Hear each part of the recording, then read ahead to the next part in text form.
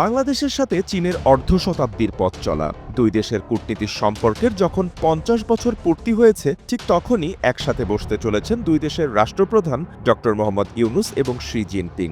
ছাত্র জনতার অভ্যুত্থানে আওয়ামী লীগ সরকারের পতনের পর ঢাকা দিল্লির সম্পর্ক যখন নাজুক, তখন চীন সফরে গেলেন অন্তর্বর্তী সরকারের প্রধান উপদেষ্টা ডক্টর মোহাম্মদ ইউনূস। বুধবার দুপুরে তিনি বেইজিং রওনা হন। ৪ দিনের এই সফরে বাণিজ্য, বহুপাক্ষিকতা সহ নানা গুরুত্বপূর্ণ বিষয়ে আলোচনার জন্য ২০০১ সালে প্রতিষ্ঠিত চীনা-ভিত্তিক বোয়াও ফোরাম ফর এশিয়ানে যোগ দেবেন তিনি। সফরে চীনের প্রেসিডেন্ট শি জিনপিংয়ের সঙ্গে বৈঠক করবেন বলে মঙ্গলবারই জাতির উদ্দেশ্য ভাষণে জানিয়েছিলেন ডক্টর ইউনূস। চীনের বড় বড় ব্যবসায়িক প্রতিষ্ঠানে সিওদের সঙ্গে বৈঠকের আভাসও দিয়েছিলেন তিনি।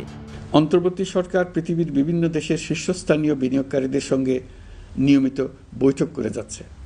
তারা বাংলাদেশের বর্তমান ব্যবস্থায় বিনিয়োগের বিষয়ে খুবই আগ্রহী। আশা করছি দ্রুততম সময়ে দেশের নতুন নতুন বিদেশি বিনিয়োগ আপনারা দেখতে পাবেন।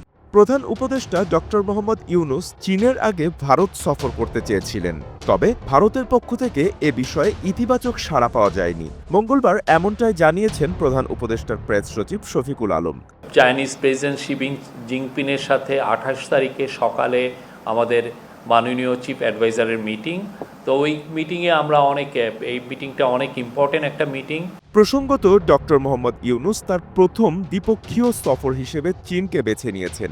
অন্তর্বর্তী সরকারের প্রধান উপদেষ্টা নোবেলজয়ী অর্থনীতিবিদ ডক্টর মোহাম্মদ ইউনূসের চীন সফর মাইল ফলক হবে বলে মনে করছেন অনেকেই। টানা ১.৫ দশক বাংলাদেশ শাসন করা শেখ হাসিনার বিরুদ্ধে বড় অভিযোগ, তিনি বাংলাদেশের পররাষ্ট্রনীতিকে ভারতের উপর নির্ভরশীল করে তুলেছিলেন।